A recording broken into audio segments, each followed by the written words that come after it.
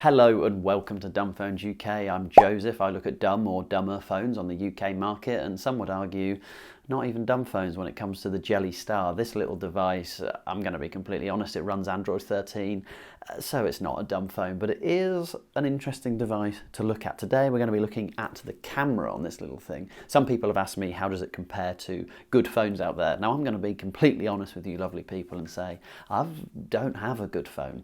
My other phone that I have is an iPhone X, so that was brought out in 2017. I'm not going to upgrade from that. I don't need to upgrade from that. It does everything that I need it to do when I need it to do it. The camera on the iPhone X, I believe on the back it has two 12 megapixel cameras, and on the front it has a 7 megapixel camera. This little device has an 8 megapixel camera on the front and a 48 megapixel camera on the back. That's the same as the iPhone 14. Now obviously, is it going to be as good as the iPhone 14?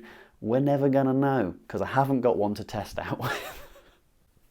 We're never going to know. So we're going to have to test it against the iPhone X. I've gone out and I've recorded them side by side like that, and I've wandered around and I've taken some photos, some videos, some selfies, me chatting, some whatever that way ease are called, you tell me, right? And I've put them all in this video and we can have a look together. So let me know what you think of the quality of this little phone. Bear in mind as well, at the time my iPhone cost a couple of, I think it was £1,000, around that, right? Whereas this cost me just north of 100, it was £125. So bear that in mind when you look at the photos and make your decision. Bye.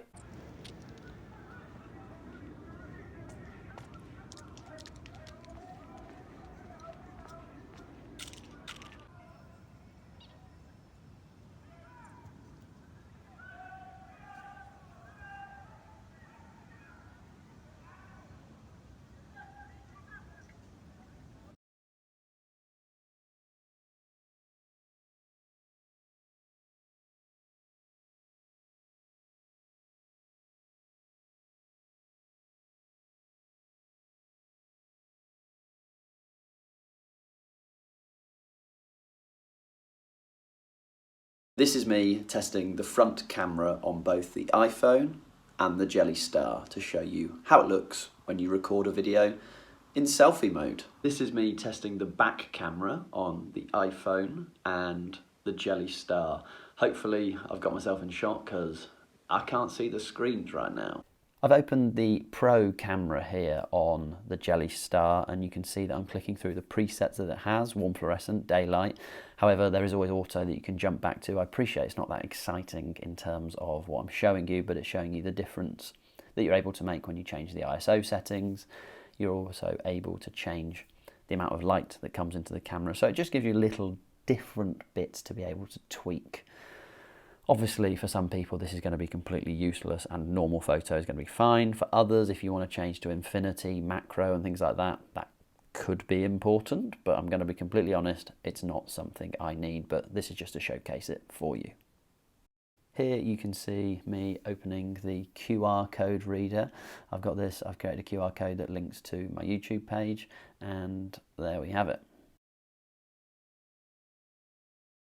So there we have it, that's the photo roundup of the Jelly Star versus the iPhone X. You can be the judge of what you think of those photos, completely up to you. You can have a look and compare and contrast and decide whether this is enough for what you need. I think the photos are pretty good, to be honest. They also look pretty crystal clear on this screen, which is an exciting thing. So as ever, any questions, anything you'd like me to do, drop them below. I'm trying to start up the Sunday question sessions where I do shorter videos, and this just means that any questions you have that need me to display anything on the phone, I can do it quickly and I can get it out, and it's not going to be a long form video like this because who has the time for these, right? Stay safe, see you soon, bye bye.